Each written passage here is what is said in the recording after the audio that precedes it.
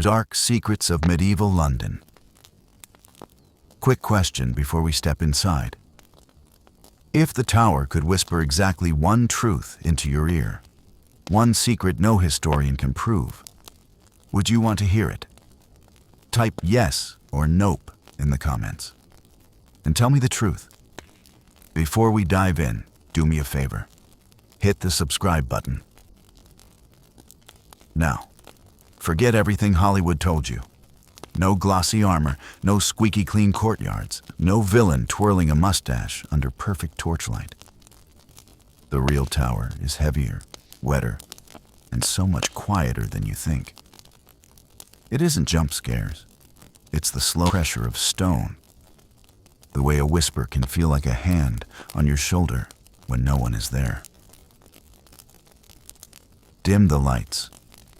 Pull your blanket a little closer. If you're on your phone, drop it to Do Not Disturb. Turn the volume up until you can just hear the water. Good. Now breathe in that damp, river-laced air. It smells like wet rope, old iron, spent tallow, and cold stone. That's the tower's perfume. The stones remember. You run your fingers along the wall. Feel that? The stone is not smooth. It's pitted, scored by centuries of hands, blades, ropes. You don't walk into the tower. You sink into it, like a coin dropped into a deep well. There's no echo at first, then a faint chain clink far away. Something share you. Just you listening.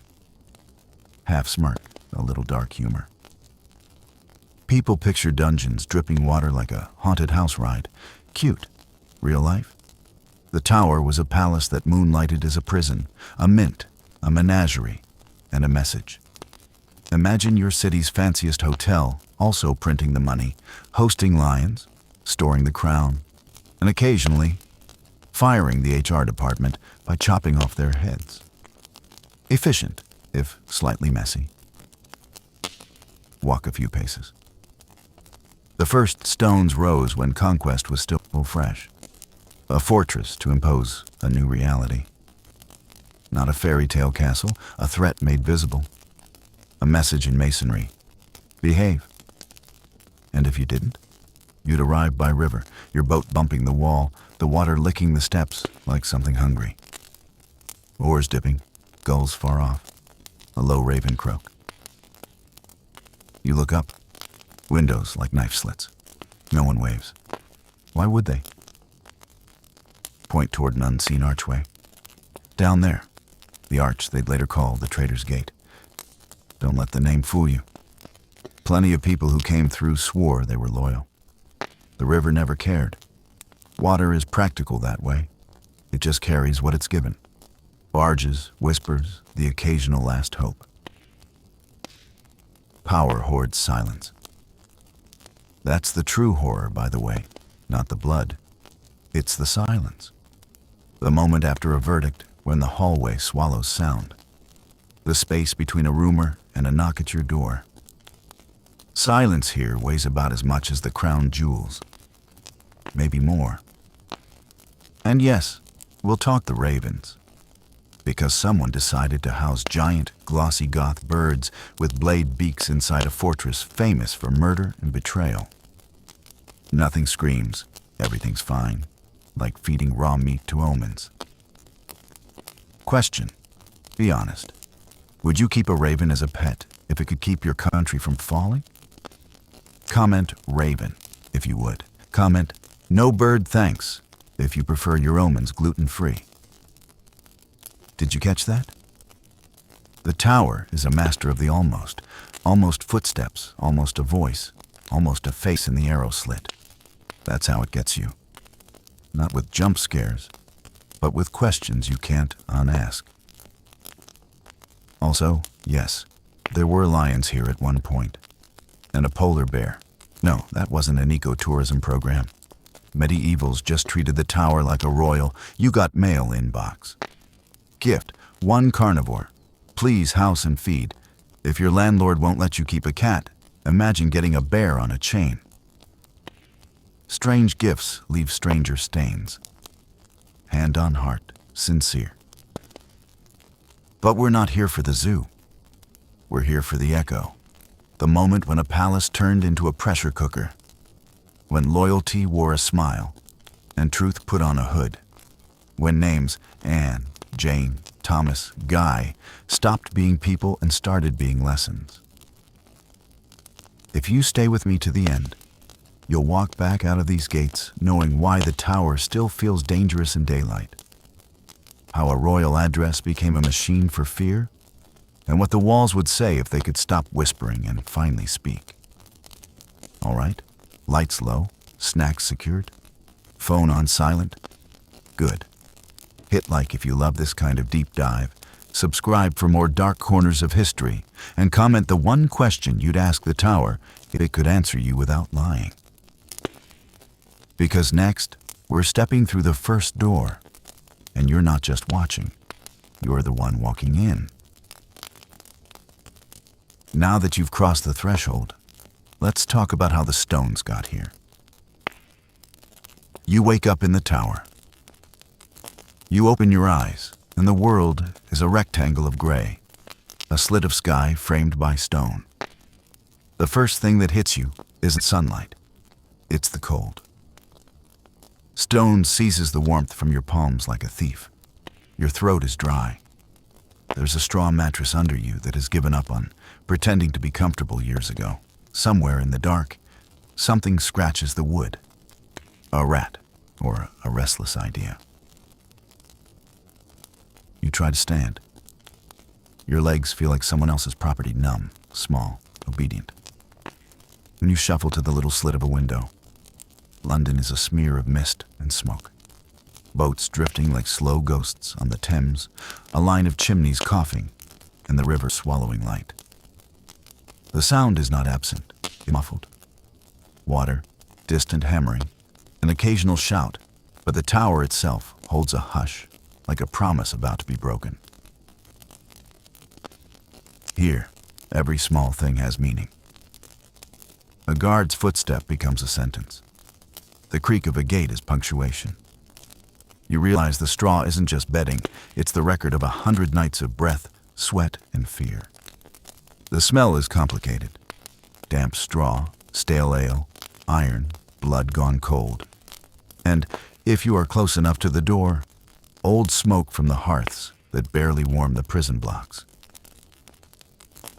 Let me ask you, and be honest, if you could write a single letter to someone outside a mother, a child, a lover, what would you say? Would you try to explain the injustice? Beg forgiveness? Or would you just tell them a small, human thing? I smelled sun today? Type one sentence in the comments, I'll read a few in the next episode. This is where the tower's performance turns private. The spectacle of an execution is public. The small deaths, the slow deaths by neglect, loneliness, the eroding of hope. Those are the things no chronicler wants to pen in full detail. You feel that here. History's quieter cruelty. A prisoner's day, so you can feel its monotony. Dawn, the single bell, a thin porridge, little better than water, with a memory of grain. Day, steps of soldiers, orders barked like dogs. A priest for those who ask, if a family paid. The long stretch of waiting. Night, rats coughing, dreams invaded by crowds and by the image of the river that brought you here. If you've ever had a night when the world kept going while you lay trapped in your thoughts, you know a piece of this. Imagine stretching that night into weeks, months, years. Imagine birthdays passing like weather. Fact, quick and heavy. Many prisoners entered the tower by boat, arriving through a water gate that later earned the name Traitors Gate. It began life as a practical royal entrance, not a one-way corridor to doom. But the experience of arriving by water had its theater.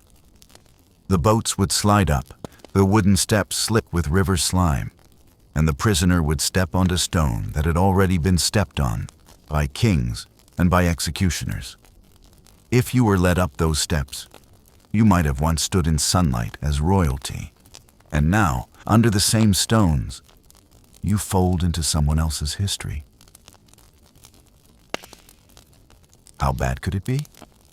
The answer depends on rhetoric and rank. High-born prisoners might get a private room and a priest. Lower-born folk suffered greatly. None of them slept well. All of them learned the small cruelties of medieval incarceration. Damp mattresses, scarce warmth, strangers' coughs that echoed like accusation. If you had to send one tiny comfort into that cell, a coin, a tune, a slip of bread, what would it be? Comment with coin, song, or bread, and tell me why.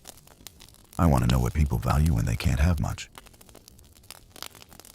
Soft clink of a coin, a single strained hum of a hymn, then distant laughter, muffled and uncomfortable.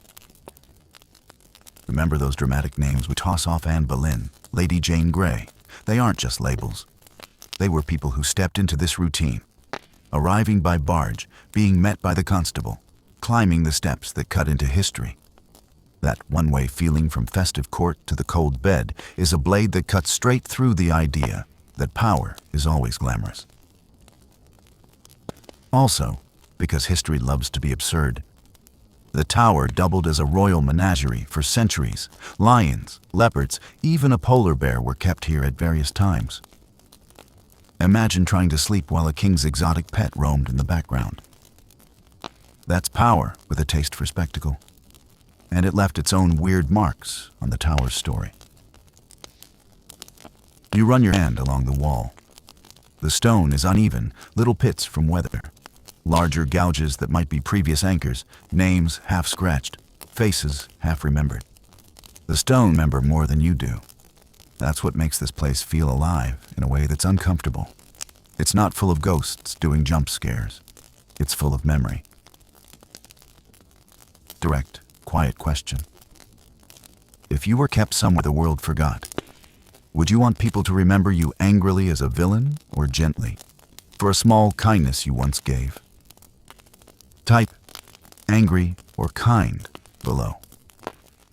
I'll pin some answers and read them next time. A soft sob in the distance. A guard coughs and then laughs, as if to prove he's alive. Now, the next part of this walk matters, because now that you've felt the cell, smelled the straw, and heard the river, you should see why the tower was more than a building. It was an idea made stone. A place that could be a palace in the morning and a prison by dusk. That duality is what turns bricks into whispers, and it's exactly where we're headed next.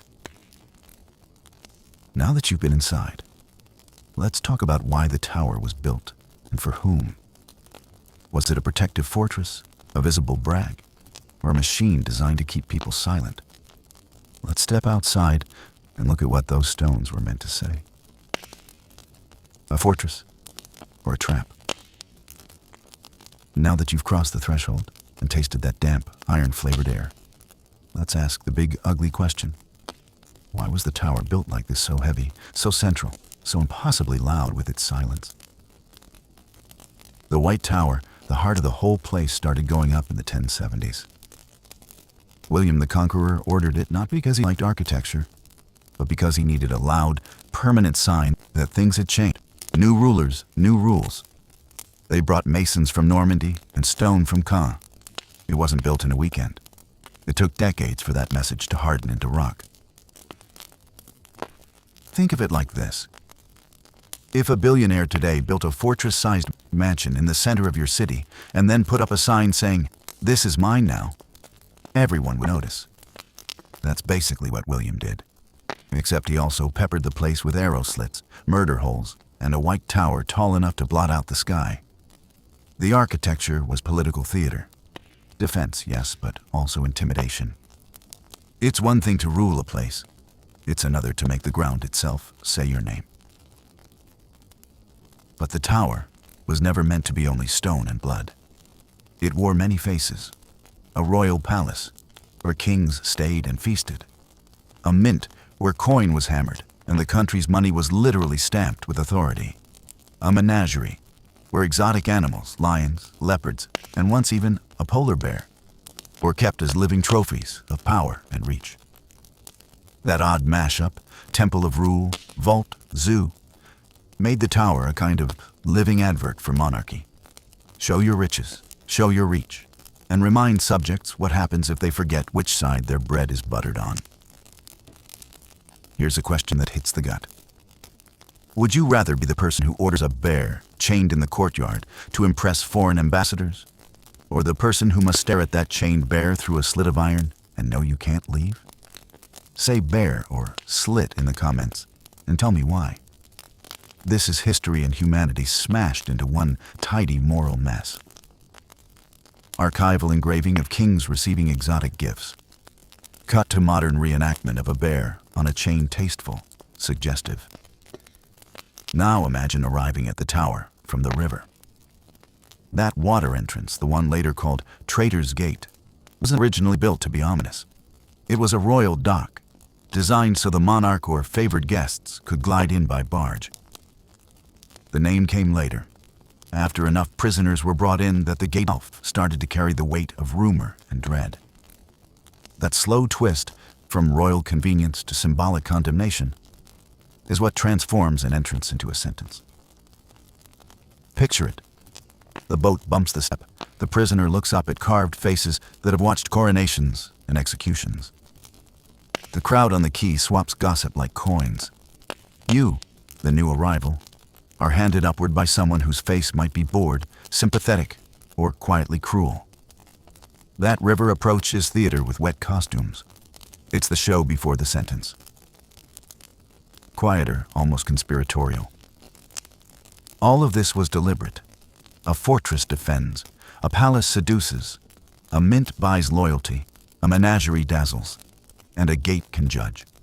The tower combined all those functions into a single machine that did more than keep enemies out. It kept people in and kept the story controlled.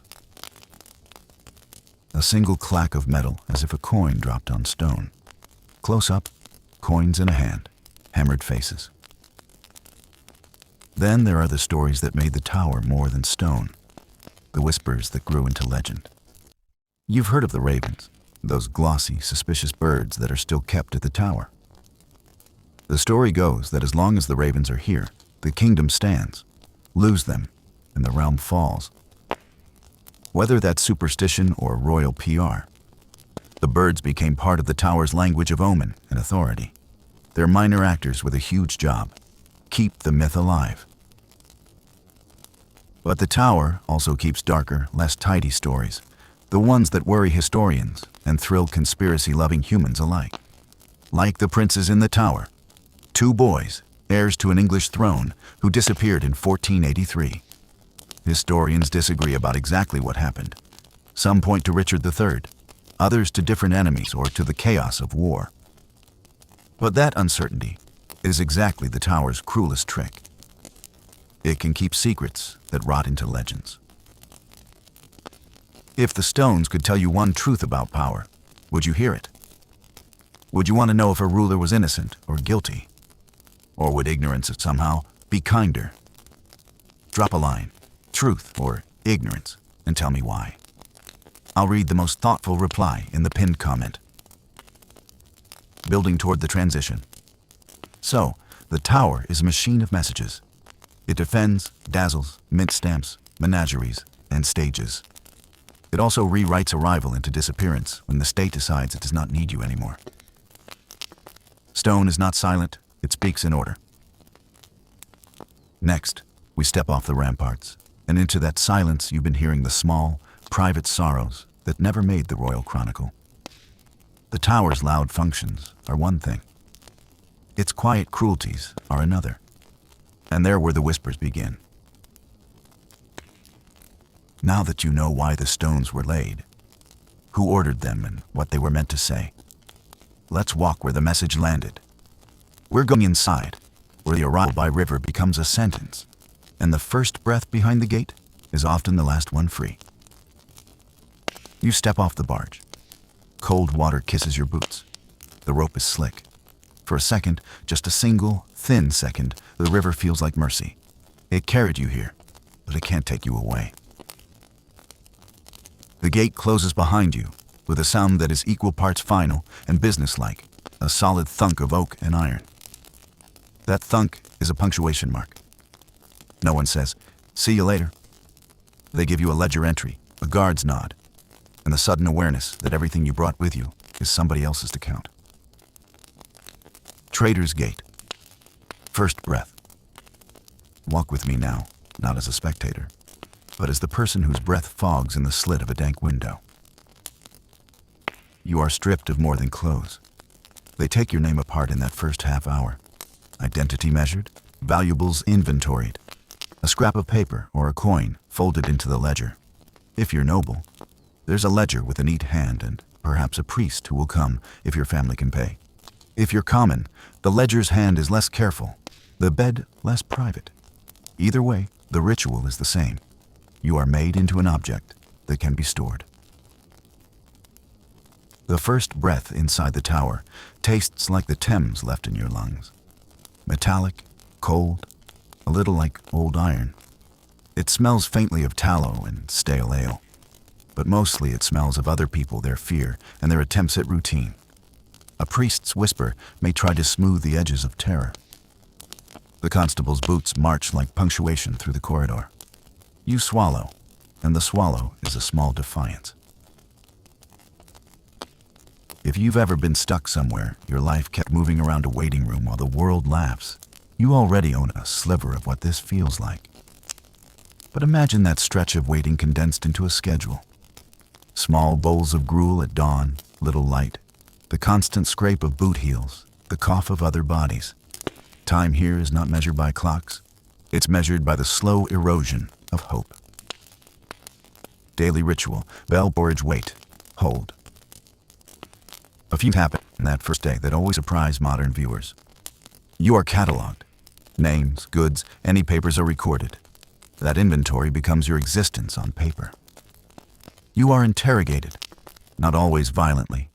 Often the questions are bored, practical, the kind designed to extract what the state needs. Names, plots, allies. People tripped on their own words here.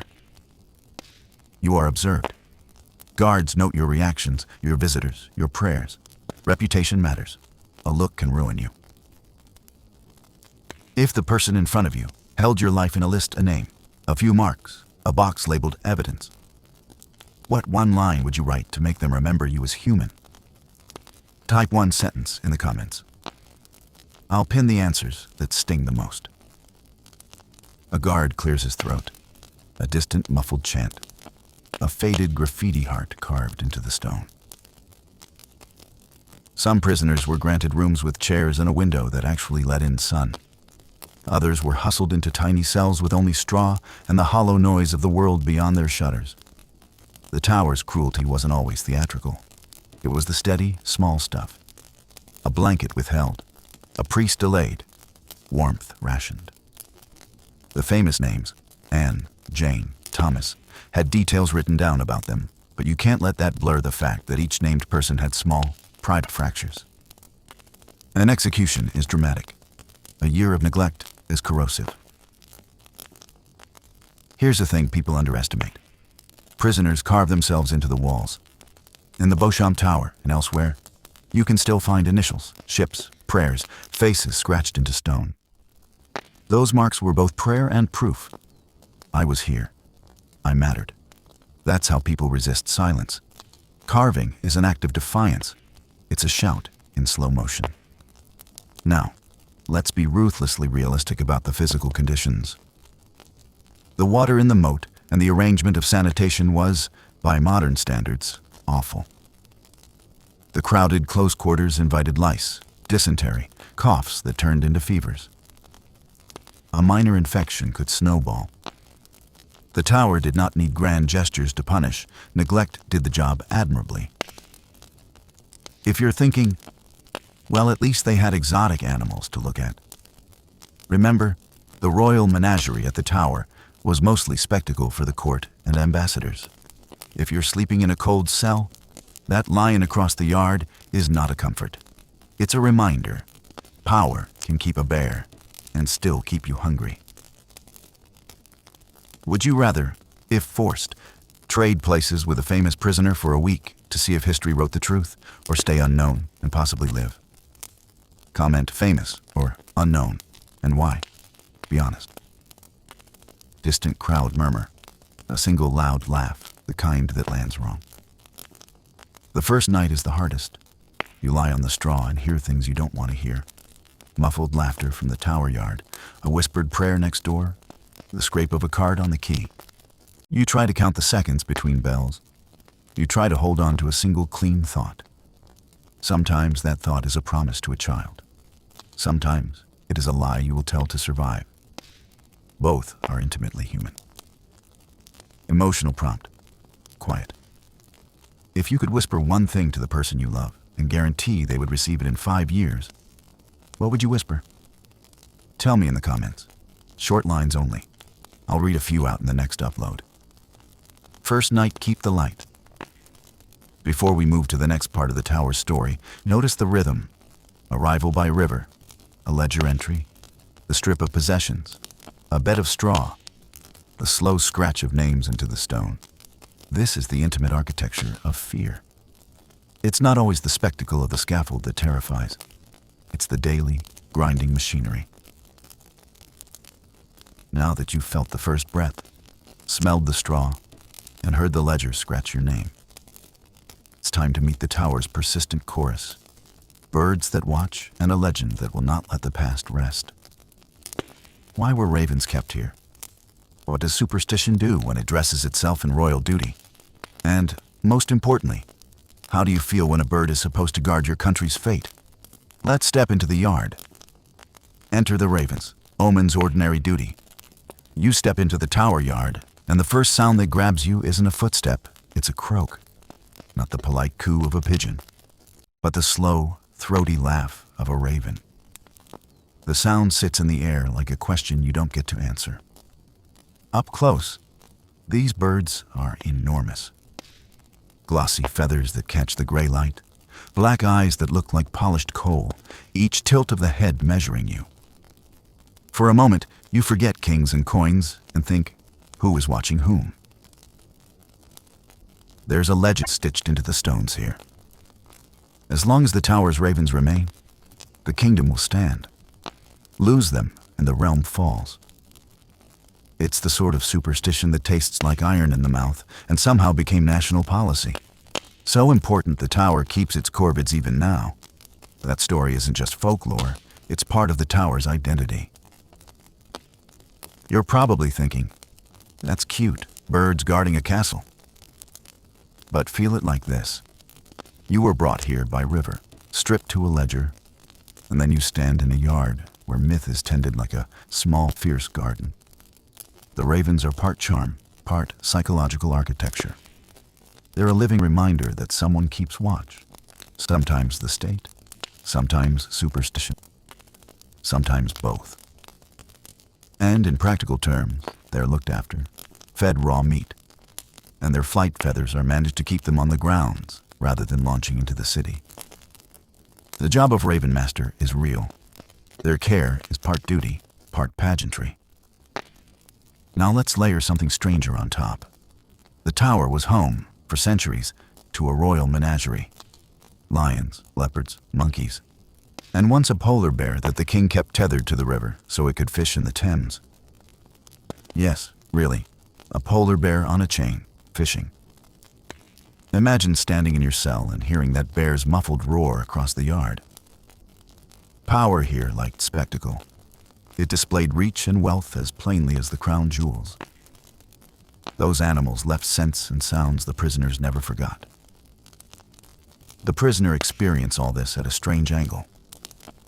Where the court sees diplomacy and trophies, you see humiliation. The same yard that hosts ambassadors and hunting displays is also where your shame is staged. A parade for the powerful, a punishment for you. That contrast is cruelty disguised as pageantry. Here's a question that actually weighs. If keeping a superstition, an omen, meant your child might be safer, would you allow it even knowing it's superstition? That's the real moral trade-off the tower asks people to live with. Type omen if you'd lean on superstition for safety. Type proof if you'd rather not. I'll pin a thoughtful answer. Walk the yard slowly. Look at the stone faces carved into the battlements. Some mocking, some alert. Notice the smear where a lion might have paced. The dark line on a flagstone where tar and blood mixed in a particular 1500s evening. The tower stores memory in stains. The ravens are part of that archive. Noisy, alive entries in a book otherwise filled with silence. And then there are the silent resistances. The graffiti and carvings cut into the inner towers by prisoners who wanted to say, "I was here, I mattered." In places like the Bosham Tower, you can still see initials, ships, prayers, and carved faces, the slow, stubborn scratches of human existence. These marks are the opposite of the ravens. Small, private, messy. Where the birds were an official script the crown approved, the graffiti was the unscripted human story, written in nails and patience. The yard is where the tower's two languages meet, spectacle and survival. One feeds eyes and foreign dignitaries. The other feeds nightmares. As you stand there, hands shoved in sleeves, the wind clawing at your cloak, you feel both the state's grandeur and the small things that keep you human. A carved cross, a half-remembered hymn, a coin secretly passed under the door. Tell me this honestly. If the choice were between being famous in history for a dramatic end or fading into a forgotten life of quiet survival, which would you take? Famed or faint, and why? Real answers only. I read these, and they mean more to me than you know. And because the tower is never simple, the ravens that symbolize national fate are fed and cared for by humans in uniforms with keys on heavy chains. The men who tend them are both keepers and PR managers, making sure myth and welfare both survive. Meanwhile, the people whose names end up on the carved stones rarely get such careful tending. That contrast, hands that feed birds and hands that tally prisoners, is the tower's quiet cruelty in practice. Ravens, rituals, resistance. You feel tiny then, which is the point. The tower's message is not only, "I am strong," it's also, "I can hold you smaller than you ever were before." The birds croak, the bear paces, the crowd claps. Outside the walls, life goes on. While inside, some people measure out days by carved notches and counting the beat between bells. Now that you've stood under the ravens and seen the menagerie and the tiny carved rebellions, it's time to walk the corridors where names turned into rumors and rumors turned into sentences. The next scene is where the tower's spectacle becomes final. Men and women marched through gates, past whispering crowds, to places where fate was no longer a rumor, but a physical step. The prisoners' parade, Traitors Gate, and the walk to the cell. You've seen the yard. Now follow the footsteps. We're going to watch the procession that turned citizens into cautionary tales. Who walked? Who watched? And which faces in the crowd were hungry for justice, spectacle, or gossip? Let's step out of the yard and onto the road they called the Traitors Gate. You didn't arrive in silence. The river announced you. Beat let the water sound fill 3 seconds. You're in a barge, shoulders hunched, cloak plastered to your back. The Thames smells of coal smoke, river weed, and a sticky mix of ale and tar.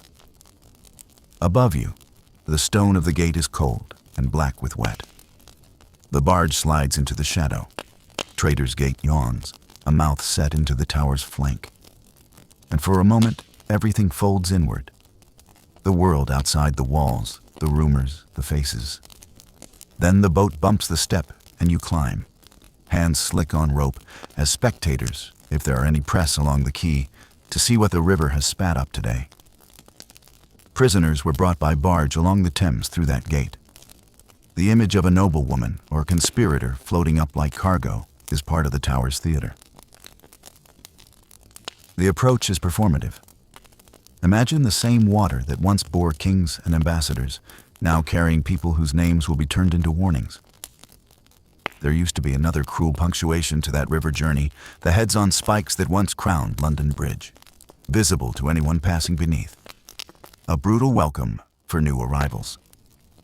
You look up, and history presses down like a cold hand. They lead you up narrow stairways, not because the stone is cramped, but because the walk itself is meant to be seen. Guards flank you in clinking armor. A constable reads off a ledger somewhere, iron keys blink at his belt. People whisper, children point. An innkeeper counts coins in his head. That procession, the prisoner's parade, is part inventory and part verdict. The tower body politic turns punishment into pageant. Here's a fact that keeps history real. Many of the tower's most famous prisoners, Sir Thomas More, Guy Fawkes, Lady Jane Grey, among others, are associated with the Traitors Gate approach, public procession into the tower's custody. These arrivals fed rumor, testimony, and sometimes sympathy. Famous arrivals, names that turned into warnings. But let's be honest and careful with one piece of that story. Some arrivals have been mythologized. Anne Boleyn's trip to the tower, for example, is commonly pictured as a solemn barge through Traitors Gate. Haunting, cinematic, but contemporary records suggest she may not have entered that way. The story has been smoothed into legend over time. The tower's visual vocabulary loves a dramatic image, and sometimes it gives us the image whether the paperwork backs it up or not. Would you rather have your arrival be dramatic and remembered forever, your face painted to 1,000 pamphlets, or quietly escorted, then forgotten? Comment drama or quiet, and why. I'll read the most human replies in the next video. The route into the tower wasn't uniform. If you were highborn, you might be given a measure of dignity. Private rooms, a priest, a bed that wasn't straw. If you were lower born, the walk ended in a cramped cell where the only light came through a slit. But the spectacle of your arrival was intended for everyone. To the city who decided to watch. That public gaze is part of the punishment humiliation tailored for maximum social effect. Historical weight. The name Traitors Gate appears in maps and drawings well before the Tudor myths fully formed. It's a label that had traction by at least the 16th century. And artists and chroniclers helped cement its fearful reputation. That's how a practical water entrance turned into a symbol. There's also theater after the gate. You parade across the courtyards, past the White Tower, under the gaze of the sentries and the ravens, and the city's gossip picks over you like dogs at leftovers. Rumors blossom.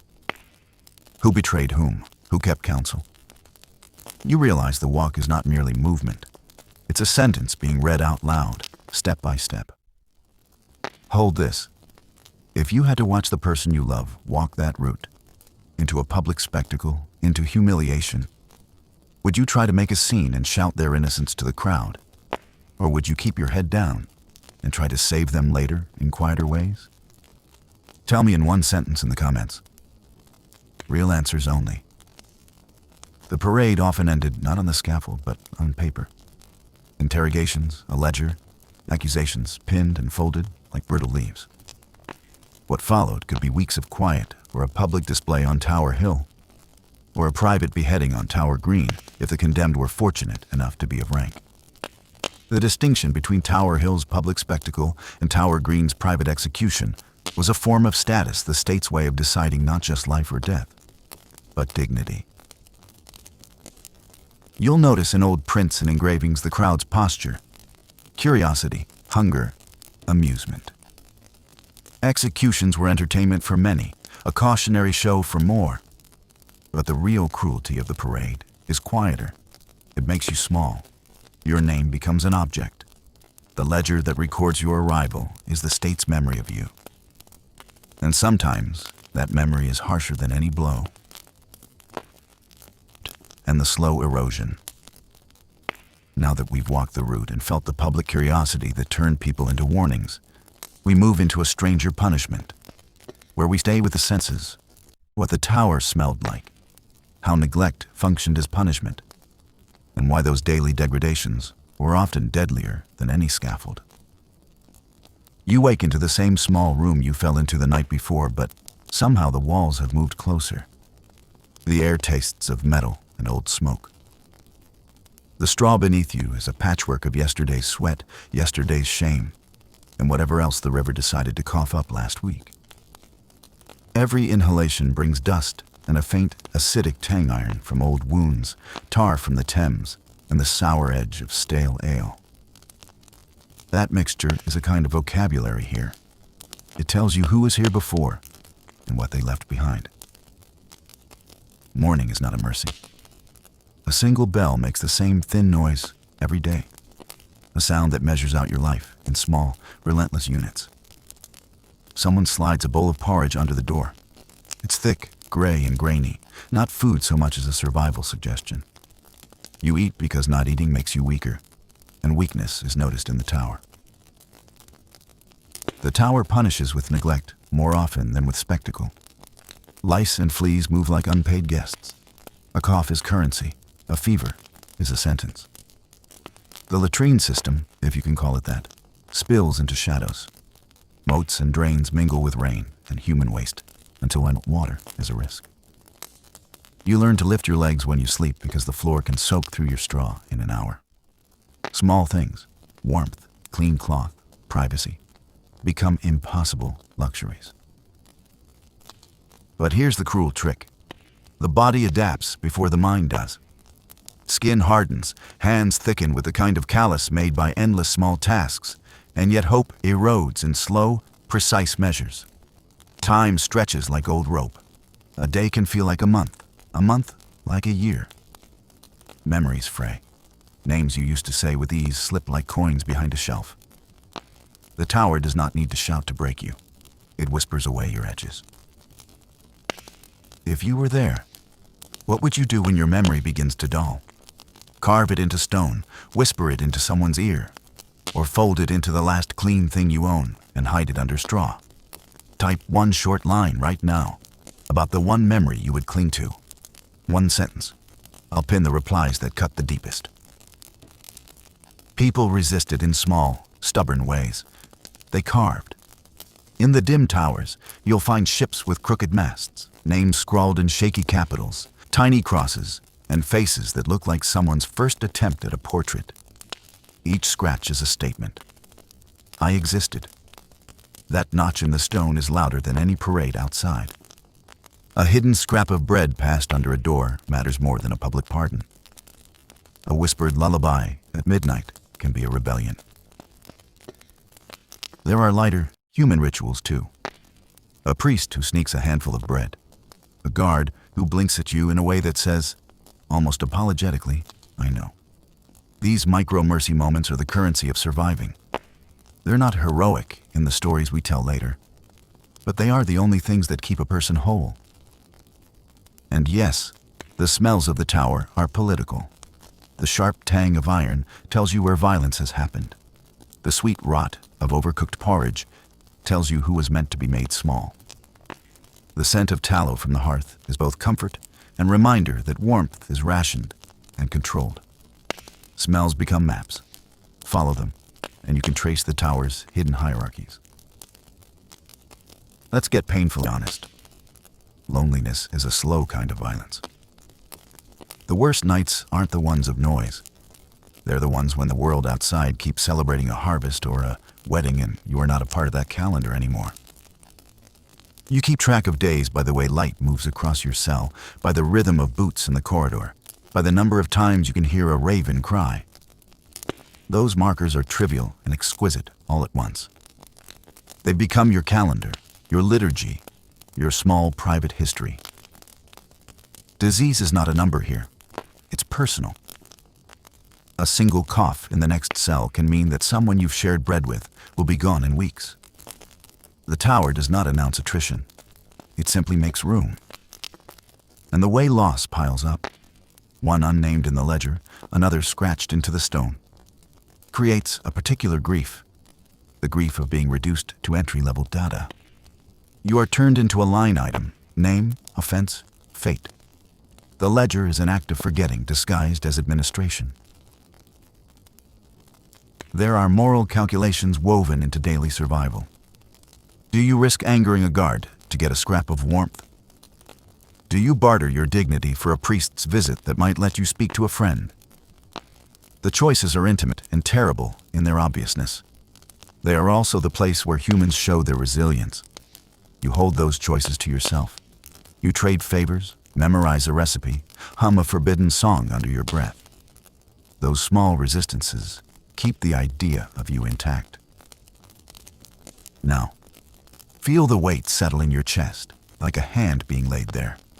You can count the beats. You can feel how very small you've become under that pressure. That pressure is a deliberate tool. And when the state wants something, confession, a name, compliance, that pressure is where the work happens. We've smelled the fear. We've measured the slow erosion. Next, we must see the tools that make that erosion efficient when words fail. The place is designed to extract what a ledger sometimes cannot. Bodies, secrets, and broken certainties. We're moving from neglect and erosion into a different kind of cruelty. Now that you've felt how time itself punishes, step closer with me. We're going into the rooms where silence is ripped open and truths, real or imagined, are pulled into the light. Torture chamber tour, the rack, the hoop, and the slow break. Iron door grinds, a torch sputters to life. Low, rhythmic dripping underlies everything. A slow dolly into a narrow, shadowed room. The light catches dust motes, like tiny, guilty witnesses. You are pushed into a room meant to take the last of you. The air is hotter here, not from hearths, but from the tension of tools and the breath of men who have learned to make other people talk. Metal glints, leather straps hang like question marks, and the smell is a clean, cruel sort of thing. Oil on gears, old blood dried to a metallic dust, sweat, wax smoke, and the faint, bitter tang of vinegar used to clean blades. It hits you like a greeting. They start with small things. A bench pulled too close to a torch. A cloth over the face that keeps air but steals comfort. A chair with iron clamps that pinch until you remember the taste of metal in your mouth. The goal here is not showmanship. It's control. The first minutes are technique. Measure reaction, calibrate fear, test the limits. The interrogator watches the face more than the body eyes tell stories machines can't get from bones. Soft leather snap as the straps are tightened. Then comes the device everyone pictures, the rack. You lie down and your wrists and ankles are tied to rollers. The wheel turns slow at first, no shout, just a shifting of pressure. Muscles stretch, joints protest. That protest is not immediate torment so much as a betrayal. Your own body begins to betray you, sending sharp, humming messages to your head. As the wheel turns, small pops begin fingers, shoulders, and the sound is animal and shocking close. Your sight narrows. You can feel your breath as if you're watching it leave the room ahead of you. Pain is a narrowing of the world. Your life compresses into the single question the room wants answered. Ceiling bars blur. Light becomes a slashed line. A low metallic pop, then the whisper of rope. Not every tool stretches outward. There's one that folds you inward, a device designed to compress rather than pull apart. It curls your body like a letter, ribs grinding, lungs squeezed until words come out of you not because you want them to, but because the body insists. Some call it a reversal of the rack. Whatever the name, it's a geometry of suffocation. The chest tightens, your throat tastes like coins, and confession begins to seem like oxygen. Torture is part physical and part performance. They'll alternate methods to confuse you. A half hour on a cold slab, then a brief, false mercy where they let you sit up and believe you've been heard. Sleep deprivation is a quiet teacher. It unthreads memory and rearranges truth. Isolation rewires you so that your own inner voice becomes suspicious. The mind starts to trade things it loves for the hope of an end to the pain. The name of a conspirator, the location of a hidden letter, the truth about who gave what coin. Confessions born here are wet with self-preservation. Later, the papers will call them admissions. Let me ask you something brutal and honest. Would you risk condemning another innocent person to stop your own breaking?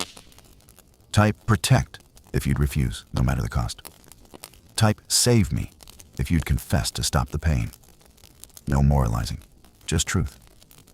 I'll read the answers that feel the most human.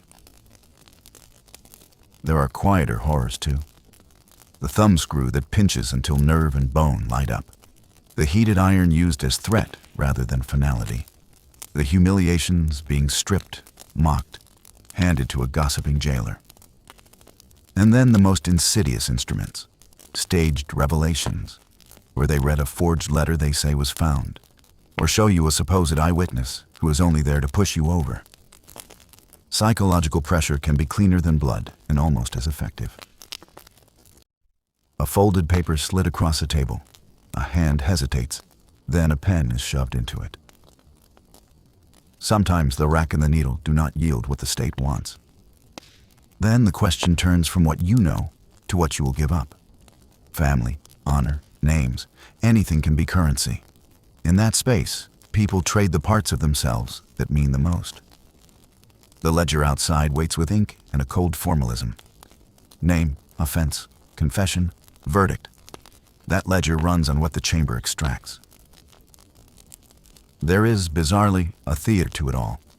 Visitors, officials, priests, spies come in to witness a success. The confessor's name is carved out on paper and taken upstairs to be pronounced, checked, publicized. Executioners practice economy. The state practices narrative. The room that broke you becomes a machine for story for turning private agony into public lesson. If any of this makes your blood run cold, hit like. This isn't entertainment. It's reckoning. Comment with the one thing you'd refuse to give up, even if your skeleton ached from it. Tell me why. I read every line. Now the worst question of all. Can truth be harvested from pain? That's the ethical knife the tower lives on.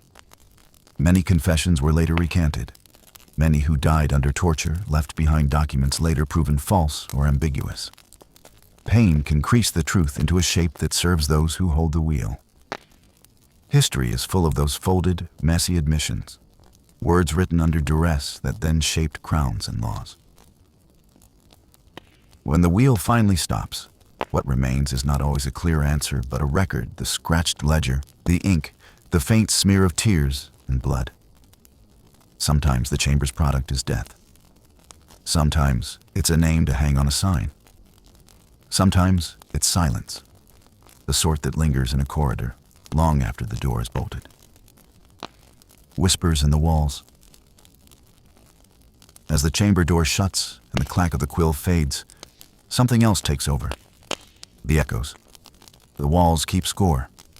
Those same stones that held ropes and iron now hold the residue of crumbled words, half-confessions, unsent prayers, the last breath of someone who begged for mercy.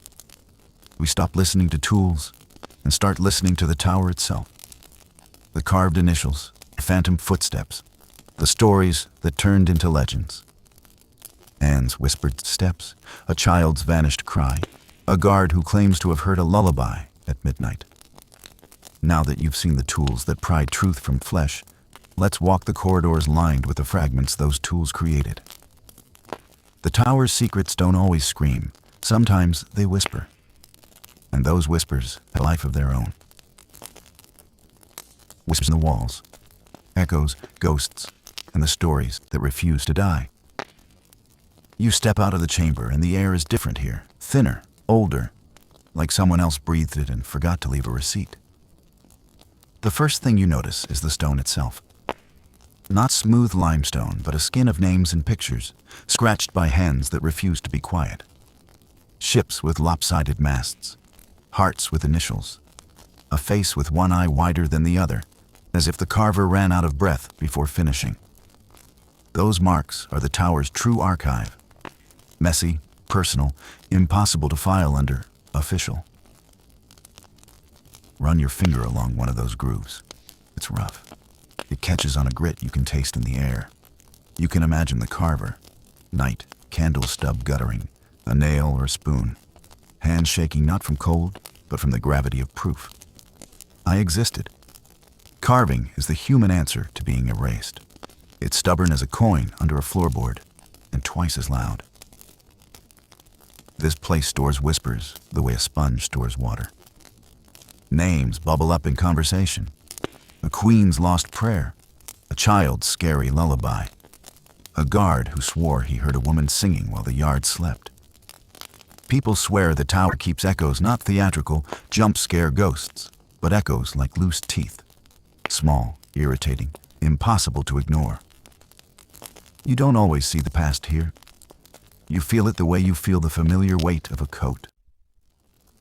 Be honest. If a wall held the last thing someone said before they died, would you want to hear it?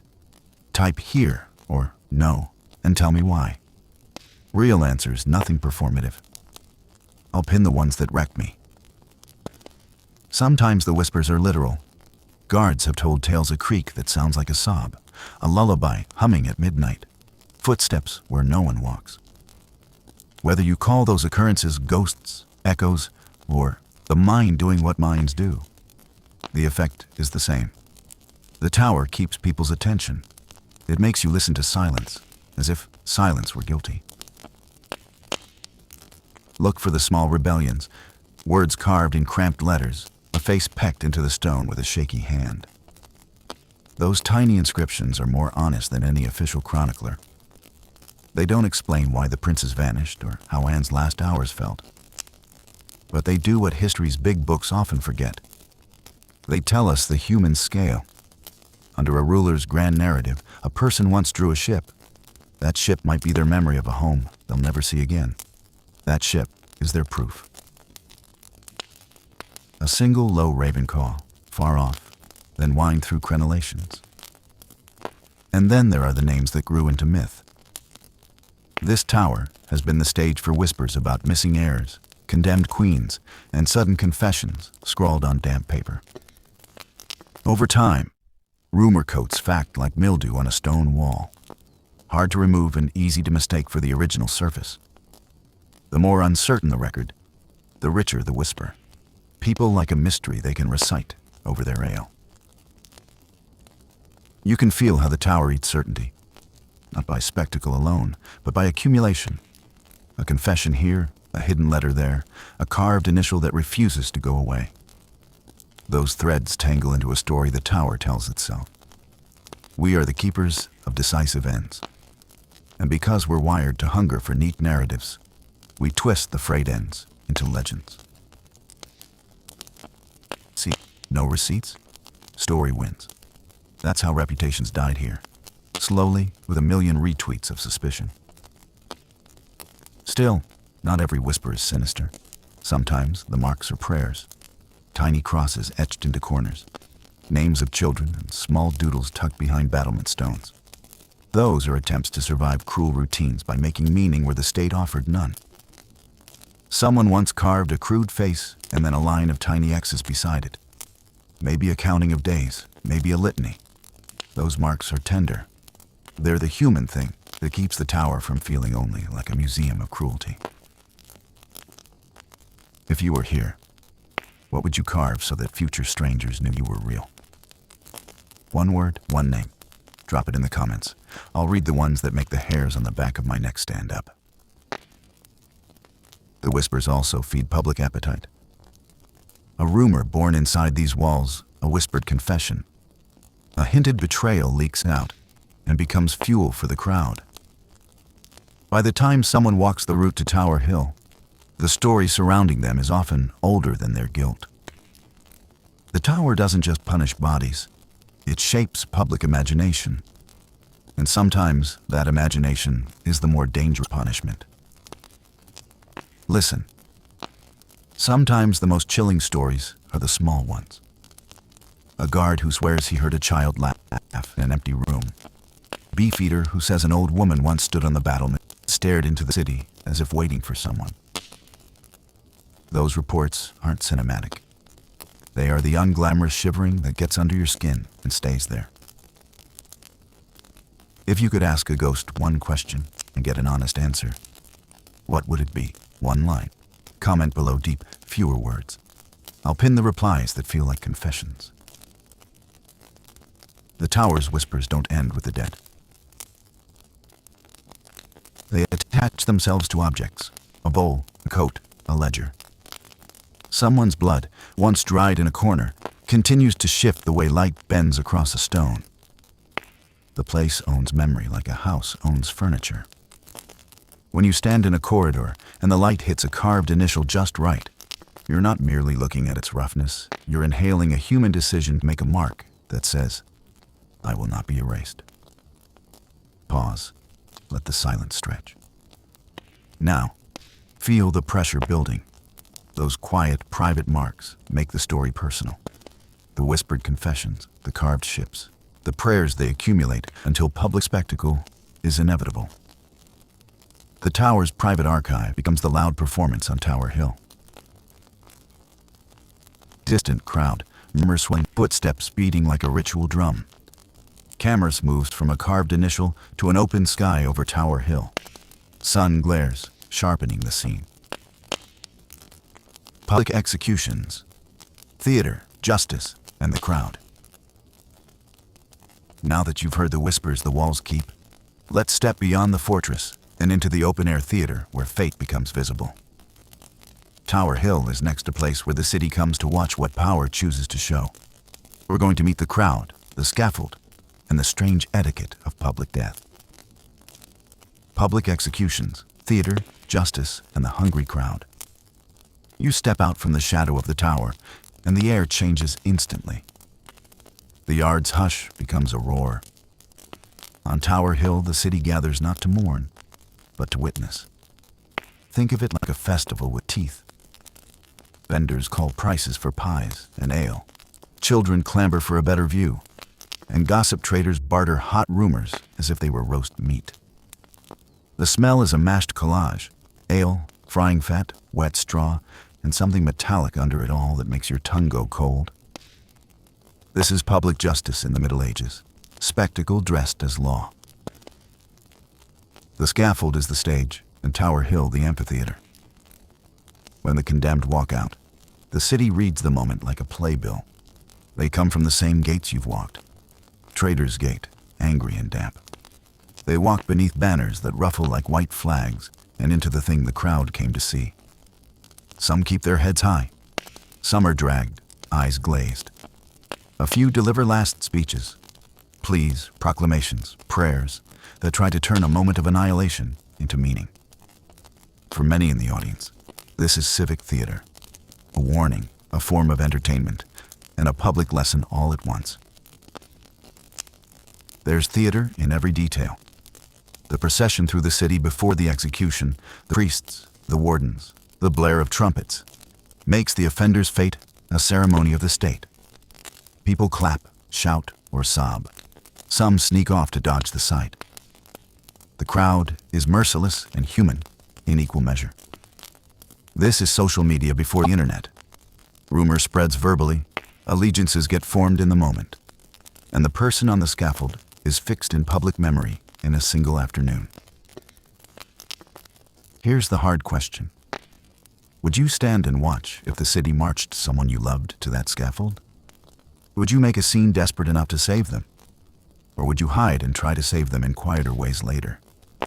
Tell me one sentence in the comments. Real answers only. Execution rituals were about rank as much as law. The place and manner of death were social statements. Some punished in full public humiliation, hung, drawn, and quartered, meant to obliterate body and reputation. Others, usually nobles, were given a quicker, more controlled end. That distinction wasn't mercy so much as status. How a person died said as much about them as the crime that brought them here. The final moments are a cruel theater of human detail. The condemned might kneel, pray aloud, or try to speak to the massive faces beyond the rope. Some attempt last defiance, shouting accusations, proclaiming innocence, throwing a verse into history. Some go silent and look inward. The onlookers react unpredictably. There are those who sob quietly, those who clap, and those who lob insults like fruit. Kids are often the worst and the truest, shouting the rawest things because they haven't yet learned to pretend sorrow. And then the deed itself. The mechanics are blunt. The crowd watches the final ritual. An executioner performs his grim craft with practiced hands. Sometimes the cut is quick, sometimes it is tragically botched, and the crowd's mood turns ugly and panicked. When the punishment is finished, there may be a moment of stunned silence, a ripple of cries, and the crowd disperses as fast as it gathered, like a wave collapsing. Food vendors sweep up crumbs. News carriers start shouting fresh versions of the tale. The city moves on, having consumed what it needed. There is theater, and there is the human wreckage left when the spectacle is over. The condemned's family are sometimes pulled into the spectacle to suffer publicly. Other times, they are kept away, spared the new shame. For the crowd, an execution is a civic cleansing, a sense that order has been reasserted, a certainty that someone else paid the cost. For the person who dies, it is often an end that has been rehearsed alone, a last paring down of identity into a single label: traitor, murderer, heretic. Tell me honestly, if you could choose, would you rather die loudly and be remembered forever, or slip away quietly with only a few people to carry your name? Say loud or quiet and tell me why. I'll read the answers that stick with me. Importantly, not every execution happens on the hill. Some deaths are private, on Tower Green or within castle walls, reserved for those of rank who are given a measure of dignity before their end. That private execution trades the crowd for a few witnesses and the crowd's hunger for a reserved ceremony. It's a reminder that even in death, the state ranks people and manages their deeds. After the crowd disperses, the tower tends to its own narratives. Of stories, proclamations, sometimes the annihilation of inconvenient facts. Rumors morph into accepted history quickly. A name becomes a cautionary tale. An accusation becomes accepted truth. The public spectacle doesn't just punish bodies, it writes the first drafts of memory. Now that you've seen public justice grind like a millstone and watched a city's appetite for spectacle, we move from what is visible into what is hidden. The tower's darker power is not only its ability to execute, it's its capacity to erase without witnesses. In the next scene, we'll step back inside, into corridors where royal whispers turned into disappearances, missing children, disputed successions, and secrets polished until they shone like lies. We're going to ask the question everyone still argues over: who benefits when the truth vanishes? Dark royal secrets, mysteries within the walls. The public has had its fill for now. Inside, the tower keeps its deeper, quieter secrets, some of them still bleeding into the present. Let's go see the rooms where reputations were broken quietly and where the real power plays happened away from the scaffold's glare. You step deeper into the tower and the air gets older. Lighter daylight recedes. Now you're inside the room where the crown's face softens and its teeth come out. This is the backstage of monarchy. The closets where reputations are pressed, the drawers where rumors sleep. If the public parts of the tower were a stage, this is where the props are boxed and the scripts are rewritten. Dark royal secrets, what hidden hands decide. Candle flame hissing, page turning. Walk with me to a private chamber. Not the banquet hall, not the guards post, a private room where whispers travel faster than messengers. Imagine a door that closes, and the city's noise becomes a far-off wet smear. Behind that door, conversations happen in low voices. Promises are made. Names are exchanged. Decisions are carved into paper and into the memory of the few who hear them. Here, policy can be personal, and politics looks, quietly, like personal survival. You learn quickly in these rooms that power prefers secrets. They're small, portable, and easier to control than armies. A note folded into a pocket can undo a rival. A forged letter can send a man to a cell. A silence bought with a purse can erase a scandal. The tower's inner mechanics thrived on this economy of secrecy. Truth was a commodity, and reputation was the currency. This is where heirs disappear from view. The public face of succession is neat. Names, proclamations, crowns. The messy truth is often private. Guardianship, custody disputes, whispers about fitness to rule. 2 boys once vanished into the tower, and the rumor mill never stopped. Whether murder, protection, or mistake, their absence was the kind of wound that feeds legends. The tower had the power to make heirs out of boys, and to make them into questions others would worry over for centuries. Beyond vanished heirs, there are quieter erasures. Nobles quietly stripped of titles and sent away without public trials. Lovers discreetly removed from court. Gold moved at night from one pouch to another. Jewelry looted or hidden. Reputations quietly auctioned off to the highest ally. Power often deals in erasure rather than spectacle because erasure is cleaner. No mobs, no awkward public sympathy, just a ledger entry and a later silence. And then there's the cold calculus of reputation. A monarch's private life could be dangerous. Alliances forged in shadow. Betrayals born from intimacy.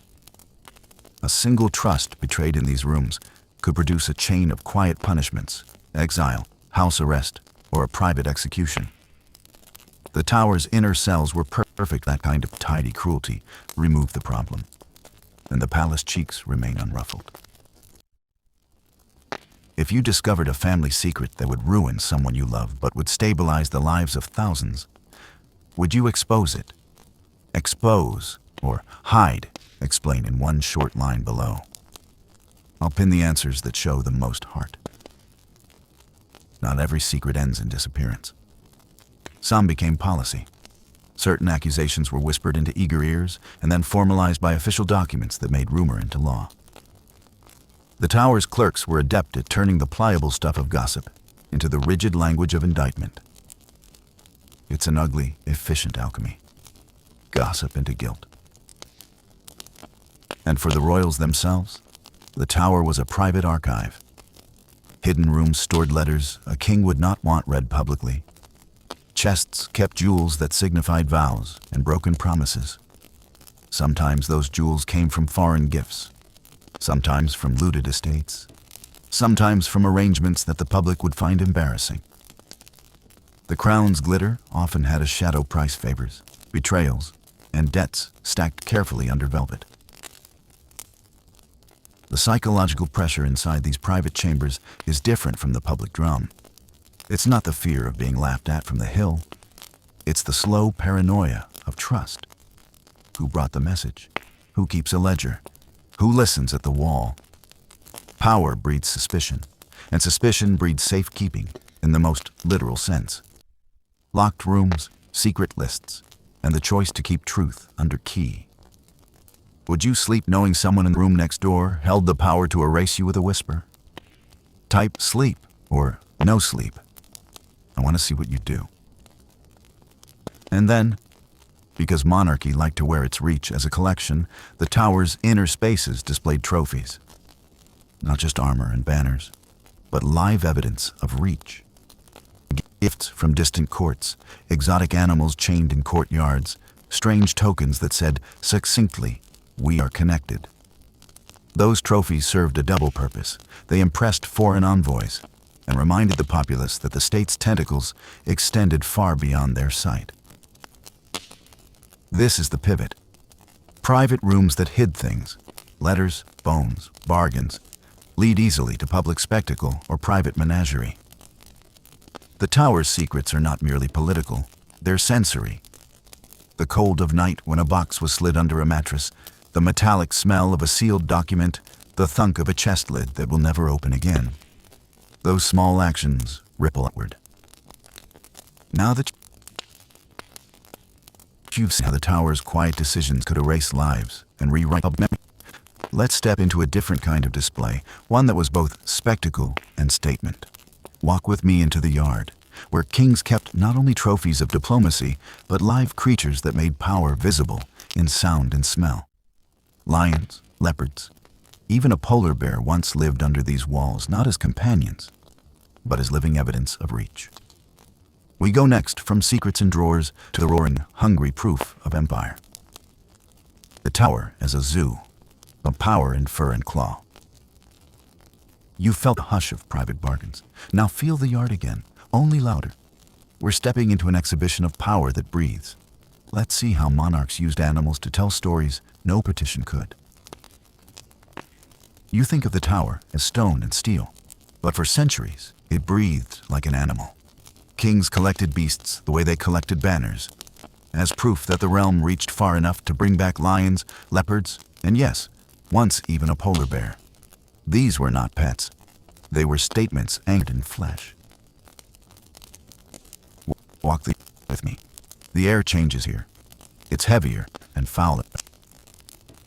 Animal musk layered over human sweat, straw, and the sharp tang of blood if the lion had been fed recently. You hear breathing that is not human, the wet nasal inhale of something built to hunt. Whistles and chains clack. A keeper's voice cuts across the yard. The animals answer back with rumbles. The sound shapes space more than the walls do. Power here is auditory as much as visual. Look at the cages. They're crude by modern standards. Thick timber, iron bars, and a small door the size of a coffin lid. Imagine the keeper sliding open that lid to shove in meat, raw, often bloody. So an ambassador might watch a king's pet tear into it with royal approval. That spectacle punched a clear message into visiting diplomats. We can import what you cannot, and we can hold it in our heart of power. It was diplomacy performed with teeth. Now the polar bear story, yes. The one you half expect from a medieval bestiary. Kings once kept a polar bear tethered to the Thames, trained or forced to fish from the water while spectators watched. Picture a white blur against gray river water, chained and made to perform. It's an absurd image, until you taste the irony. A kingdom that claimed to civilize the world also chained its wonders to make a point. Entertainment and dominion, side by side. Ask yourself, would you rather be the person who brings home a polar bear to impress a court, or the person whose neighbor sleeps a cell away while that bear eats under torchlight? Type crown if you'd do the spectacle for status, or soul if you'd refuse because human dignity comes first. Be honest, this one shows character. The menagerie did more than flatter royalty. It reshaped daily life inside the tower. Animal waste, disease, and feeding needs made the yard stink and the air heavy. Keepers had jobs that looked ceremonial but were, in truth, logistical nightmares. Feeding schedules, hiding carcasses so the crowd wouldn't see the more grisly bits, and improvising quarantines when an animal sickened. The tower's zoo exposed a blunt truth about power. It can command spectacle, but it pays with labor and stench that someone else must bear. And then there's the human cost you don't see in glossy paintings. Animals injured or scared could lash out. Keepers and guards sometimes paid with crushed hands or broken faces. Prisoners heard roars like a background track to their hunger. For some, the animals were a nightly reminder. You are small in a place that shows off what smallness looks like. For others, they were a grotesque lullaby, the growl that kept you awake and counting the hours. Let's be frank. Animals were also diplomatic currency. Foreign rulers sent exotic beasts like gifts, and every new crate that arrived became a scene. A man from a port unwrapping a beast in front of nobles to show the king what alliance meant. The menagerie was part theater, part mailbox. Foreign politics performed defer. A king's power was measured not only by how many soldiers he had, but by how many species he could display. Yet power performed through animals masks a moral question that never gets old. These creatures, thrown into a foreign climate, chained, fed for spectacle, paid dearly. So here's a more painful ask. If freeing the tower's animals would cause political collapse or war, would you still free them? Comment free if yes, stay if no. I'll read the answers that make my chest hurt the most. There was also a dark, almost comic side to it. Royalty's attempt to domesticate the exotic could look clumsy and cruel. Imagine a leopard pacing a tiny enclosure because no one understood its needs, or a monkey used as a court novelty that later vanished into the service of an angry noble. These were living trophies, and trophies break under scrutiny. When an animal died, the record keepers logged it like inventory. When an animal escaped, or was rumored to, watchmen would spread the story like gossip. A dash of danger makes the spectacle more memorable, after all. From a prisoner's vantage point, the menagerie was obscene. A luxury yard where the elite gawked at foreign beasts while human lives were quietly diminished inside. That contrast, the extravagance of live lions against the poverty of straw bedding, sharpens the tower's cruelty into a moral geometry. Imagine sliding from a damp cell into a yard where people pour wine and cheer as a beast feasts. The image should make your stomach turn. Yet humans sometimes found tenderness in that cruelty. Keepers who spent long hours with the animals sometimes developed real attachment. A quiet, battered guard might whisper comfort to a lion's crown, like it was the only friend left. There are stories, small, unglossed, of a keeper refusing to show an animal in order to spare a prisoner the sight. Those moments are tiny loopholes of compassion in a place designed to map humiliation. An animal inhale. The sound softens to a single, measured exhale. Now watch the light shift. A keeper slams a feed lid shut. The animal's roar dies, and the yard's noise starts to blur. Under that blurring, you hear a new rhythm. A metallic ring, a hammer striking metal. The animal's kingdom dissolves into the clang of the mint coins hammered, faces stamped, and economy being made visible. Where fur and tooth once spoke status, now metal speaks value. We leave pause and roar for an entirely different kind of bite, the bite of the coin. Next, we step into the mint where money was made, authority stamped. And sometimes, rumor says, cursed wealth carried whispers of the tower into the city's pockets. Let's follow that hammer. You think of the tower as stone and steel, but for centuries, it breathed like an animal. Kings collected beasts the way they collected banners, as proof that the realm reached far enough to bring back lions, leopards, and yes, once even a polar bear. These were not pets. They were statements anchored in flesh. Walk the yard with me. The air changes here. It's heavier and fouler. Animal musk layered over human sweat, straw, and the sharp tang of blood, if the lion had been fed recently. You hear breathing that is not human, the wet nasal inhale of something built to hunt.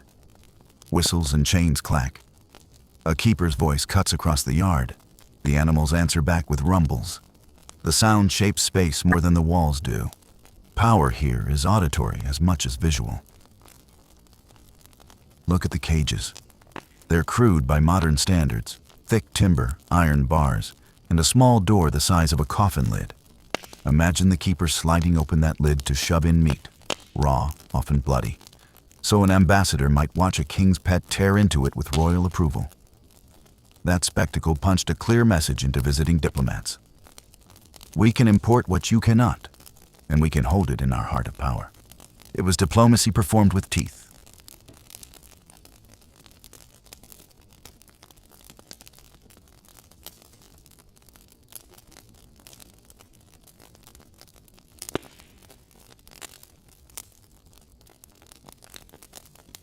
Now the polar bear story, yes. The one you half expect from a medieval bestiary. Kings once kept a polar bear tethered to the Thames, trained or forced to fish from the water, while spectators watched. Picture a white blur against gray river water, chained and made to perform. It's an absurd image until you taste the irony. A kingdom that claimed to civilize the world also chained its wonders to make a point. Entertainment and dominion, side by side. Ask yourself, would you rather be the person who brings home a polar bear to impress a court, or the person whose neighbor sleeps a cell away while that bear eats under torchlight? Type crown if you'd do the spectacle for status, or soul if you'd refuse because human dignity comes first. Be honest, this one shows character. The menagerie did more than flatter royalty. It reshaped daily life inside the tower. Animal waste, disease, and feeding needs made the yard stink and the air heavy. Keepers had jobs that looked ceremonial but were, in truth, logistical nightmares. Feeding schedules, hiding carcasses so the crowd wouldn't see the more grisly bits, and improvising quarantines when an animal sickened. The tower's zoo exposed a blunt truth about power. It can command spectacle, but it pays with labor and stench that someone else must bear. And then there's the human cost you don't see in glossy paintings. Animals injured or scared could lash out. Keepers and guards sometimes paid with crushed hands or broken faces. Prisoners heard roars like a background track to their hunger. For some, the animals were a nightly reminder. You are small in a place that shows off what smallness looks like. For others, they were a grotesque lullaby, the growl that kept you awake and counting the hours. Let's be frank. Animals were also diplomatic currency. Foreign rulers sent exotic beasts like gifts, and every new crate that arrived became a scene. A man from a port unwrapping a beast in front of nobles to show the king what alliance meant. The menagerie was part theater, part mailbox. Foreign politics performed in fur. A king's power was measured not only by how many soldiers he had, but by how many species he could display. Yet power performed through animals masks a moral question that never gets old. These creatures, thrown into a foreign climate, chained, fed for spectacle, paid dearly. So here's a more painful ask. If freeing the tower's animals would cause political collapse or war, would you still free them? Comment, free, if yes, stay, if no. I'll read the answers that make my chest hurt the most. There was also a dark, almost comic side to it. Royalty's attempt to domesticate the exotic could look clumsy and cruel. Imagine a leopard pacing a tiny enclosure because no one understood its needs, or a monkey used as a court novelty that later vanished into the service of an angry noble. These were living trophies, and trophies break under scrutiny. When an animal died, the record keepers logged it like inventory. When an animal escaped, or was rumored to, watchmen would spread the story like gossip. A dash of danger makes the spectacle more memorable after all. From a prisoner's vantage point, the menagerie was obscene. A luxury yard where the elite gawked at foreign beasts while human lives were quietly diminished inside. That contrast, the extravagance of live lions against the poverty of straw bedding, sharpens the tower's cruelty into a moral geometry. Imagine sliding from a damp cell into a yard where people pour wine and cheer as a beast feasts. The image should make your stomach turn. Yet humans sometimes found tenderness in that cruelty. Keepers who spent long hours with the animals sometimes developed real attachment. A quiet, battered guard might whisper comfort to a lion's crown, like it was the only friend left. There are stories, small, unglossed, of a keeper refusing to show an animal in order to spare a prisoner the sight. Those moments are tiny loopholes of compassion in a place designed to map humiliation. The Tower Mint, where money becomes power. The animal roar fades into a single, bell-like hammer strike that repeats and builds into a steady metallic tempo. We leave pause and roar for an entirely different kind of bite, the bite of the coin. Next, we step into the mint where money was made, authority stamped, and sometimes, rumor says, cursed wealth carried whispers of the tower into the city's pockets. Let's follow that hammer. You step inside and the world shrinks to metal and muscle. The first thing you notice is the sound of relentless, economical hammering. 1 blow, 2, 3, a rhythm that turns raw metal into the language the kingdom understands. The air tastes like iron and coal. Soot clings to your lashes. Hands move with the kind of practiced economy that comes from making the same small motion until your bones remember it better than your mind. Here, authority gets its face. A blank of silver or gold is placed on an anvil. A die lowers, and the king's profile is hammered into it like a signature that forbids questions. That face is not decoration, it's an order. When a coin passes from hand to hand, it carries the king's voice. I rule, you owe me. Money makes agreements visible and unavoidable. It smooths the rough edges of power and translates them into everyday obedience. Money is message the king's stamp. But the mint is not only ceremony, it's logistics, too. Furnaces glowing, scales balancing precious metal in trembling pans, clerks scratching careful numbers into folds of paper. You watch a small ritual. A scale tips, a hand nods, a coin is dropped into a leather purse.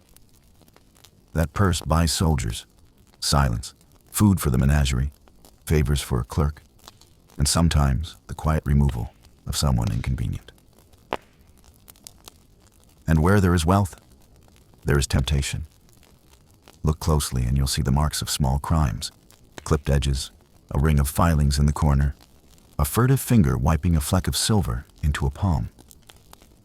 Clipping shaving metal from the edge of coins was the medieval petty theft that aided trust. The trust in a coin is fragile. Once people suspect a coin might be light, commerce shivers. The mint's job is to keep that trust intact. When trust cracks, rumors follow. When rumors spread, the ruler's authority thins like a worn coin. Think about what money does in a place like the Tower. It funds armies and executions, yes, but it also greases lips. A handful of coin can buy a guard's silence, pay for a priest's gentleness, and rent a clerk's obedience. That quiet commerce is how small betrayals accumulate into political earthquakes. The ledger records the officially sanctioned transactions. The margin, the whisper transfers under benches. The coin slid into a palm in the dark is where true power travels. Here's the question that lands like a coin in your palm and won't stop ringing. If someone handed you a bag of coin to keep silent about a wrongdoing that would hurt an innocent person, would you take the money? Type no, or I'd take it, and tell me why. Real answers. No virtue signaling, I want honest choices. Make no mistake, minting is political theater. The coin's face is propaganda. Portraits, mottos, small symbols that whisper of divine right, lineage, and control. Kings used iconography to remind everyone, even the illiterate, that power had a permanent stamp. Money travels farther than a proclamation. It reaches the market, the tavern, the dock, the place where a mother sells eggs and counts the change. A coin, says the ruler's claim, is not just spoken from a pulpit, it's in your pocket. There's another shadow to all this. Debasement. When a crown needs cash to fight a war or settle debts, it can make smaller coins, mix base metal into silver, and stretch treasure further. That short-term solution hollows out long-term trust. Prices rise, people grumble, merchants start hoarding good coin. The state can buy a campaign now, but public confidence pays a heavier cost. In quieter terms, the government that cheats currency cheats its people's future. And then there are the stories long, whispered stories about cursed wealth. People have always believed that money taken by treachery carries a stain. A bag bought with blood or a bribe that broke a family's safety might feel cold in your hand. The mint stands between the holy and the base. The same machine that creates coin also distributes temptation to sell out. That tension, creation, and corruption, side by side, is the mint's dark poetry. Creation, currency, corruption. Now watch a scene play out in your head. A lord leans in a dim corridor, passes coin across a sleeve. A clerk blinks, counts, and pockets it. Later, a wife waits for bread. Later still, a child grows up hearing a tale rewritten to spare a noble's name. The mint's output reaches all those lives. Money moves in straight lines on paper, but in crooked ones in human hands. This place makes sound decisions literal. The hammer is small court, the ledger is law. But the most dangerous transactions are not those officially recorded. They're the ones nobody talks about. That's where the tower's soft power lives. The mint produces not just currency, but consensus, until consensus can be bought. Intrigue and betrayal. A coin in the right palm can fund a plot, bribe a guard, or silence a witness. Follow that clink of metal, and you'll find rooms where alliances are bought, where favors are tallied like debts, and where betrayal is a ledger entry away. We're stepping out of the mint and into the rooms where money becomes motive. Salons, back stairways, a nobleman's private chamber. Here, loyalties are currency, and promises can be paid for or broken. Intrigue, betrayal, where loyalties are bought. Now that you've heard the mint strike and felt how coin maps power, let's move where coins do their quiet work, into deals struck behind closed doors and whispers that buy crowns. Who trades loyalty for gold? Who decides what price is acceptable? And who pays with what can't be counted? You climb and the light changes the world. Day's clean truths melt into amber lies. The tower becomes a theater of half-seen things, faces that look young and suddenly old in one flicker, sleeves that move like guilty birds, the quick flash of an eye that wants to speak and then decides not to. Fire in the tower is not only warmth, it is a language. Torchlight reveals and it conceals. A guttering candle shows a ring on a finger. A torch's sudden flare exposes the fold of a letter. A hearth's ember sends a plume of smoke where secret is burned. Secrecy here has shape. Small circular rooms where conspirators lower their voices until the words are no more than sparks in the dark. A candle is the marker of trust. Blow it out. Trust is gone. Listen, in the dark, small fires do the tower's quiet politics. A noble slips a note into a brazier. The flame eats it, and with it goes evidence, oath, maybe a single scrap that could topple a life. Fire becomes the eraser of inconvenient facts. It is also signal. A single torch held at a certain window says, "Come now." Another held higher says, "Not yet." That language of light moves like a currency of its own. But fire is not just used to hide. It sharpens emotion. A secret marriage sealed by a toast around a hearth. A whispered pact celebrated over spilled wine. Flames turn affectionate faces into carved things, sculpted by heat and need. They make lovers luminous and traitors theatrical. The same fire that warms your hands can also burn a ledger that would clear you. So you trade immediacy for safety. And someone else records the bargain in a ledger you will never see. There are darker uses. Men in cloaks have been known to light a small candle beneath a bed, to coax a rat into a trap that would prove a tale. Sometimes fire is practical. A brazier to sterilize a knife or parch a letter until ink runs. Sometimes it is savvy cruelty. A torch shoved theatrically across a table to startle a witness into submission. Night gives actors room. Shadows do the rest. Light's power, darkness, privilege. The theater of torchlight also invents monsters. Long corridors filled with shadows produce faces that were never there. A servant's footstep becomes the sound of an approaching doom. The mind fills the gaps. Rumor fills the rooms. In those moments, people confess things they never did, simply because the dark is good at rearranging memory until it favors the loudest accusation. Here's a thought to pin in your mind. Would you rather burn a letter that proves your innocence to protect a friend, or keep it to clear your name later and risk the consequences now? Type burn or hold and tell me why in one raw sentence. No polish. I'll pin the ones that leave me quiet. Fire is also practical hazard. The tower is a patchwork of wood and stone. A spilled lantern, an unattended brazier, a drunken guard. Any of these can start a blaze that swallows rooms and consumes records. That risk is real. It's a politician's tool and a prison's danger. People used fires to tidy the past and to intimidate the present. A rumor that a certain chest was burned by accident might be a lie told to hide a theft. Accidents and design collide here until you can't say which is which. And then there are the signals. Risky, deliberate, and sometimes beautiful. A lover at a window, hold a torch up, then down, then across the battlements. It is a small Morse, a private code scrawled in flame. Guards watch for these lights, but sometimes they look away because what they ignore feeds them later. Bribes, favors, information. Light becomes currency, traded in glances and hidden behind cloaks.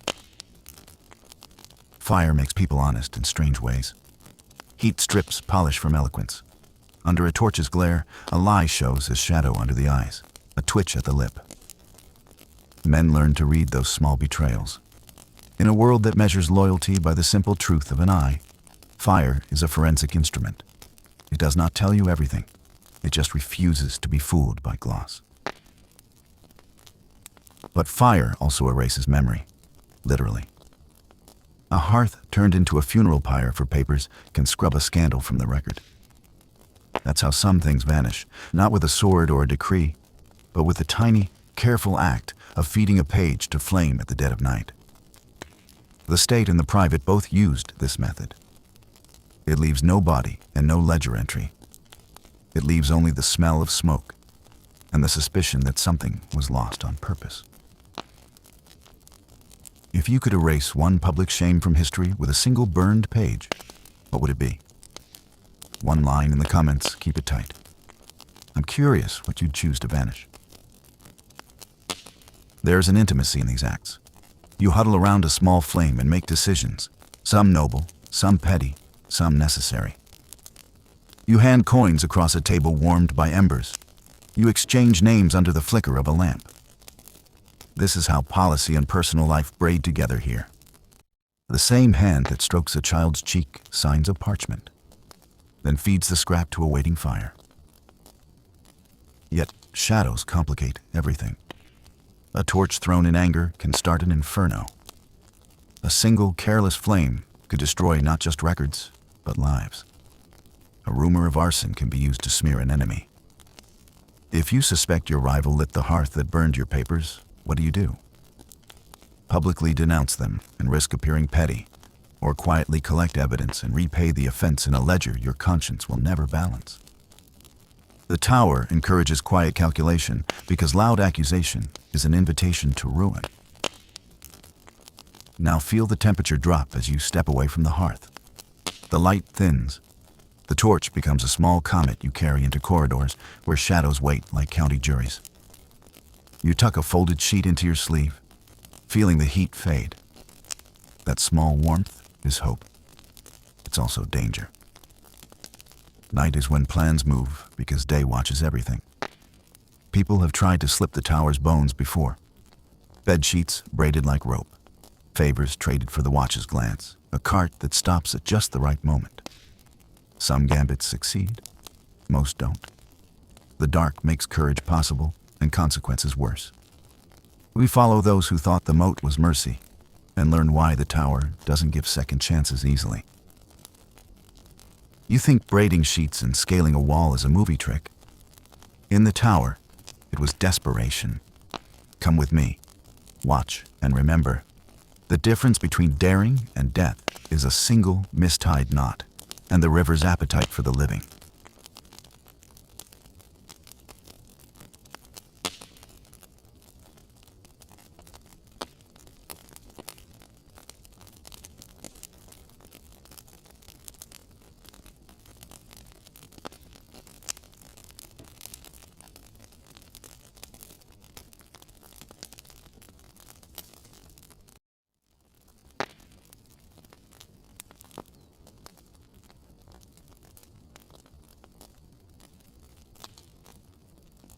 Now the polar bear story, yes. The one you half expect from a medieval bestiary. The weight of history. Scars, records, and how stone keeps secrets. You walk the yards and corridors after the smoke has settled and the crowd has gone home. The place feels different, not louder, not quieter, but older. The day's chaos has left a kind of sediment. Charred wood leaning against a wall, a torn piece of banner pinned under a boot, footprints dried like fossil prints in the mud. This is what victory looks like in the tower. Messy, unfinished, and already beginning to be reshaped into a story someone will tell. Lean close to a wall. Run your fingertips over it until your skin catches on tiny grooves. Those grooves are not accidental. They are names, prayers, ships, hearts, crude faces, small, stubborn confessions carved by hands that refused to be erased. They were made by people who wanted a ledger that couldn't be burned, a record that officials couldn't fold into a file and hide. Those scratches are stubbornly human. They are the tower's counter-narrative, private proof that someone lived, loved, feared, and resisted within these stones. Notice how the tower records itself differently from the city. The public ledger, the parchment book, keeps dates and verdicts. It is tidy, bureaucratic, antiseptic. The stones keep everything else. Shame that never reached a scribe, a name erased from a roll call, the small defiance of a carved ship that says, "I remember the sea," when the official archives and the scratched stones disagree. It's the scratched stones that pull at your throat. They are messy, but they are true in ways paper can't be. Walk into the chest rooms and storerooms that the rioters smashed through. Shelves that once held coin and fishbone now sag or gape empty. A ledger is torn, a seal broken. The thieves and the idealists moved through the same spaces. Some took grain for a starving family. Some took a jewel for the market. The tower's memory of the day will be payroll entries and lists of arrests. The city's memory will be a ballad. Both are correct. Both are incomplete. You feel the incompleteness as a tilt in your chest. Think about the families that left the hill that night. Some carried sacks of grain. Some carried shame. A mother with a stolen loaf may have filled her children's bellies for a week. But she also learned a new vocabulary of fear. How to hide, whom to avoid, how to answer when a neighbor asks where she got the bread. Small survival choices become long-lived marks on a family's story. Those are the kinds of consequences the tower files into its slow books, not just who took what, but who thereafter slept with a hand over a child's mouth because rumor travels like a pestilence. Now watch how the tower itself decides to respond. It will patch the gate with fresh iron, add new locks, and change watch schedules. But stone remembers differently than policy. Scars on the wood, the shadow a battering ram left. Those are the tower's private proof that its authority was tested and, briefly, bent. The leaders will take the day and read it like a puzzle. Who organized this? Who profited? Who must be punished? The city will take the day and read it like a myth. The people rose, for better or worse. Both versions will be used by someone to make power clearer, safer, or more permanent. Stand in the chapel if you can. Notice the quiet there, the place where people came after the violence looking for absolution. The tower's chapel holds whispered confessions and quick prayers for victims and perpetrators alike. People who participated in the storming kneel, not to ask forgiveness for a specific act, but to feel steadied. The spiritual weight of the day does something the law cannot. It binds conscience. Not all sins are recorded. Not all absolutions are public. Those private reckonings shape lives more stubbornly than any public sentence. Look at the faces of those tasked with the cleanup. Some are proud. Some are hollowed. A guard who survived might feel shame that he didn't stop the crowd. Another might carry a small, secret pride that some wrong was held to account. The human ledger is complicated. People change their stories to survive. They tuck away details that would make their morning papers awkward. You hear it in hesitations and in the sudden reluctance of a hand to point. Ask yourself this. If you saved someone's name from a ledger that would ruin them, would you keep the secret or hand the proof to authorities? Would you protect a neighbor, or would you hand the evidence over to make the city safe? This is not a rhetorical question. It's the exact moral knot people in the tower have had to untie for centuries. Type one word: protect or report. I'll read the answers that hurt the most. When historians later write about the day, they will look for dates and names and consequences. They will catalog arrests, list the number of damaged gates, and mark the legal reforms that followed. Those are important. But standing here, you feel the less tidy aftershocks. The children who will grow up with stories that bend their sense of civic duty. The widows who learn to distrust proclamations. The small businesses that folded because the market skipped a week. The guard who leaves service because the memory of a crushed hand haunts him. Those are the things policy books rarely quantify, but human lives always bear. The tower collects names differently after such days. It files not only criminals and rebels, but also opportunists, informers, and those who tried to take advantage of the chaos. A file is started, perhaps, against someone who swapped bread for a favor. That file will grow quietly in a clerk's drawer, becoming leverage in a future dispute. Power loves ledgers because they outlast tempers. The city loves songs because a song can be learned quickly and sung by a child. Both persist. Both shape memory. Before we leave this section, consider what the stones will tell the next generation. They will speak in small ways. A notch here, a burned patch there. A tourist in 300 years may clap and pose for a picture on the same stone that once bore the footprint of a rioter. The irony is bitter. Places that hold violence become stages for leisure. That slow domestication is part of how societies live with their worst acts. They wrap them in explanations and put the wounds under glass. Now take one last look at a carved name tucked into a dark corner. Let its stubbornness sink in. These marks are not official. They are not clean, and they are often not pretty. They are human. They are the small, private proof that history is not made only by kings and proclamations, but by hands that defied order for love, hunger, fear, or principle. From here, we move to the final thing the tower tries to teach us. What the whispers, wounds, carvings, and ledgers add up to when you stand back and look at the whole place. How do you make sense of power that can dazzle with jewels and drown a rumor with a proclamation? How does a city reconcile its need for order with the desperate acts of those who would change it? That's where we go next. The last whisper, the takeaway that ties the tower's old voices to the living world you walk in tonight. Prepare for one big thing, a reflective, sharp end that asks what the tower's story leaves you with, and what it asks of us now. The final whisper, what the tower leaves behind. You stand at the highest battlement, wind carving the same tired pattern across your cloak. Below, the tower spreads like a small city folded into itself. Ramparts, yards, a maze of rooms where light and decision both found and lost their shape. The stones under your palm are colder than you expect. They hold a weight that isn't only mass, it is memory grinding slow.